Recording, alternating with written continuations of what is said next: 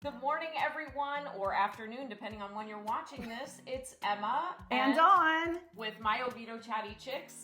And today we have a new chatty chick. Her name is Maureen. You all probably know her from Spectrum News 13. She's the weather person on there. Meteorologist. She's a meteorologist. She's more than a weather person, Emma. Oh. We had the pleasure of experiencing you at one of our chamber events, and we thought, what a perfect way to start hurricane season than by interviewing you and Absolutely. Getting your inside tips as a meteorologist. Yeah, and we're out of the studio. You came to my house, so I love that. She lives local, so Yes. How wonderful is that? Right. I'm really happy just to talk about hurricane preparedness and get people in that mindset, because if you are new to the area and you haven't experienced it, you may think, oh, I don't have to do anything until a storm is coming. Mm-hmm. But you guys know, you've lived here. Get prepared. Yeah. Yeah. And we are on day 5, because every year it starts June 1, no matter what. Correct. Okay, because June 1 was on a Sunday, so it's just June 1, whatever day. Right. Okay. Through November, correct? Through November 30th. Okay. And typically the season peaks in September 10th if you're keeping track. But all season long, you just have to be prepared. It only takes one to disrupt your life, to affect your property. And we have had more than one in recent years, so we know what that means for losing water, losing electricity, and all the structural damage that we've seen around Seminole County. So before we go through how to prepare, talk to us about what you currently know about this year in terms of forecast and that sort of thing. So we show a seasonal outlook that we get from NOAA and from Colorado State, Show It in Weather on the Ones. The seasonal outlook is for the entire Atlantic Basin. You see those numbers, I think right now. NOAA is saying 13 to 19 named storms. So what is NOAA, if someone doesn't know what that is? National Oceanic and Atmospheric Administration. NOAA has the National Weather Service within, but then NOAA, which is part of the umbrella organization where the National Hurricane Center is, they issue the official watches. National Weather Service issues warnings. So we're partners as broadcasters. We're sharing all that official information. If you had everyone giving a different cone of uncertainty, that would just be way too confusing. Yeah. It's already confusing. Yeah. Right. So the outlook is for the whole season for the entire Atlantic Basin. 13 to 19 named storms. That could be tropical storms, hurricanes, major hurricanes, which is Cat 3 or greater. Okay. But keep in mind, those could all be off the coast of Africa and never come here. Right. Or they could all be in the open Atlantic and never make landfall. So every year, regardless of what that outlook is, you have to prepare. Think about, do you guys remember the storm in 1992? Remember which storm that was? No. Wait, hold on. Where was I? I was graduating high school. I do not remember that one. I think I was in California at the time, so no, I do not.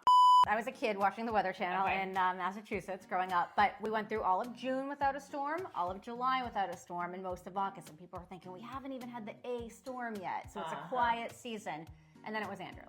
So it only takes one. Yes, that's right.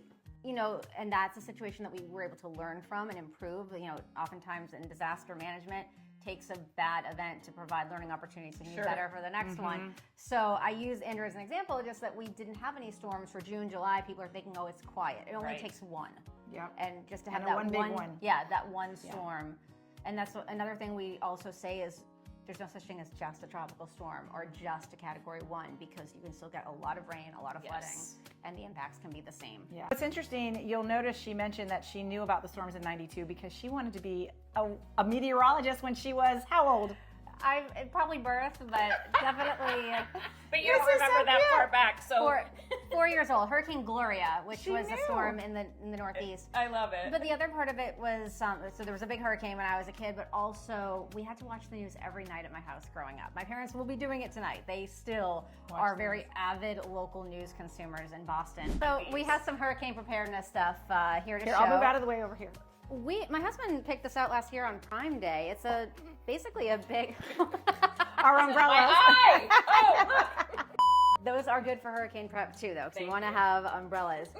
This is a power bank. It's just a big battery. We don't have a generator, but we've tested it out. It can run our fridge for about 9 hours, and other devices too, but at least we can keep the fridge going. And then there's an extra power battery, and there's a solar panel for it too. My husband picked it out. We got it on Prime Day. I'd like to get a generator someday. Yeah. I know we recommend them, especially when there's the tax-free holidays. We just haven't got one yet. Okay, so just so you know, you don't have to go to Amazon necessarily. We have lots of battery stores as well that carry similar products, and I think these range, and if you know the price, I think I've seen them from like $350 to $550, depending on the wattage and that sort of thing. I think it was cheaper than a generator, and we saw a good deal. He was reading all the reviews, so we thought, okay, this could be just one option. It's a good alternative for people who don't want to mess with generators. So I think it's brilliant. I love it. And then we have, our hurricane kit. This stays in the closet. This is where we throw everything in throughout the year because you don't want to have to do it right when the storm is approaching. My thing is BOGOs. Taking advantage of BOGOs. Good idea. Because, okay, you're buying granola bars for the week. Put one in the kit and one in the cabinet. A lot of canned goods, especially ones that you don't need a can opener for. That's important. Weather radios in here. We have lanterns. Let me see this lantern because I have a whole bunch of these. These are brilliant as well. I love those. So these you can, they need to be charged. Just so you know, these need to be charged. But I have ones that also are solar. I don't know if yours are solar, but they have a solar thing on top. Okay. So, but these I think ours are battery. Like we have these. They're battery. Yeah, they're I think ours also are battery. rechargeable, so they usually have like some lithium battery that you can recharge, and then solar. A weather radio, always good to have these. They're solar powered now because yes, phones, apps are great, but sometimes this could be your only way of getting information. And the good thing is they have solar power chargers on it, so you can charge your phone, so you can watch the Spectrum News app and continue to watch our coverage. I love it. If the power goes out. And it's got a flashlight on it. Yes. Another thing is all these plastic water bottles that you've collected over the years, and we have a cabinet full of them, and it kind of, it drives me crazy because they take up so much space. But during a hurricane, especially during Ian, we used all these. We filled them all up ahead of time, but we filled all the water bottles, and here in Winter Springs, we were without water, clean water, for about 10 days with the boil water notice. Time out. Did you hear that? They were without clean water for how many days? I want to say 9 or 10 days. You need water. What else do you have that you think is critical just to have in your to-go box? Yeah, and you just want to have this all in one centralized area too, so you're not scrambling to try to find everything. First aid kit, you were saying you had a bad experience in 04? I might have gone outside and cut my foot. And then my son got stung by a whole bunch of wasps because wasps and mosquitoes are very, very angry after a hurricane. Yeah, they have nowhere to go. Very. So I didn't have anything. It was awful. Anyway, go ahead. And those indirect injuries and ultimately indirect fatalities are really becoming a big problem because people are making bad decisions in terms of, I'm glad you were okay, but chainsaws and generators, people are using them for the first time. They don't know how to, and it leads Keep your generator outside. Outside, guys. Don't put your generator in the house.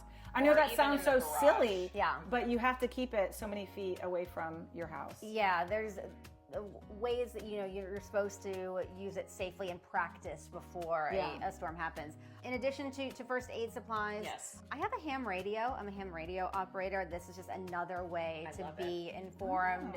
I think about Hurricane Maria in Puerto Rico, and the island lost all power and they lost all communications. But these can communicate. So I got my ham radio license after it. Smart. Chances are I'm going to be working, I'm going to be broadcasting, so I won't need it, but it's just another thing to have. We have lots of chargers. Yes, chargers. Charge all these up. Realize. Have candles too. You can have chargers. Right. And like LED candles are good, flashlights. So this one is solar. Yeah. It's rechargeable, and I think I have this one too, and it has a flashlight. Yeah. So this is awesome. I have a couple of these, and they're just power banks. When we get into that point where, okay, a storm could be coming, that's one of the things you can do. Get all your chargers together, have them all, fired up so that they are ready to go. In addition to, those lanterns, sounds like I need to make sure those are charged. So let this video remind you to open your box, get your box together, get everything charged, prepared, and get going. So Right. We have a list at mynewsroutine.com, a checklist of what you should put in your disaster kit. We have lots of resources there, and that checklist can kind of help you pull things from your house or things you don't think about. Right. One thing to do also that I always like to recommend is take the water out of it. I don't have any bottled water in there right now. We have that separate, but you want to have water on hand too. Everyone goes grocery store and gets all the water. Right. You want to have a gallon per person per day for at least 3 days. That's the Red Cross recommendation. recommended. But So 1 gallon per person per day. So that's it, guys. Yep. Not the whole aisle. It's important to be prepared, not scared. It's cool to prepare, right? You don't want to make fun of people for. Personally, I think it's cool to prepare. So it is, because you don't want to be that person who isn't prepared. Yeah. And you don't want to be that person that is scrambling at the last minute, in line for gas, in line for propane. I've done that before because, we have a gas grill, and that's one thing, to have that in case we were to lose power. Have patience for people who are new to this state. So many people are coming in to Central Florida and they're on your page and they're scared, and people are like, you're going to be fine. You don't need to fill up, 20, gallons of jugs of gas.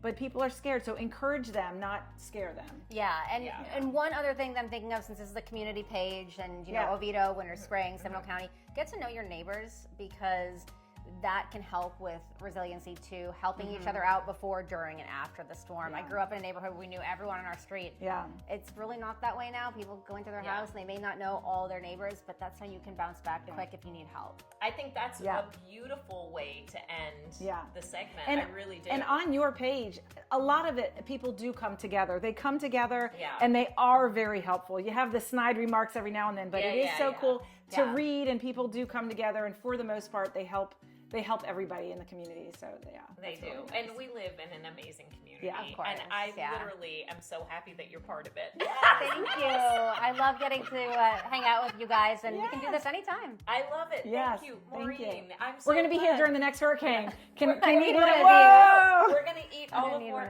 Listen, she bought you one too. Okay, perfect.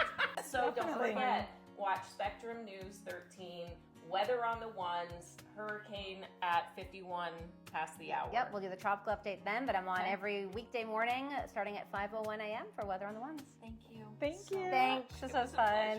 Bye. Bye. Everyone. Thank you for watching. Don't forget to hit that subscribe button and ring that bell to keep up with all of our adventures. And don't forget, with the Chatty Chicks, you can always score some great giveaways. Oh yeah.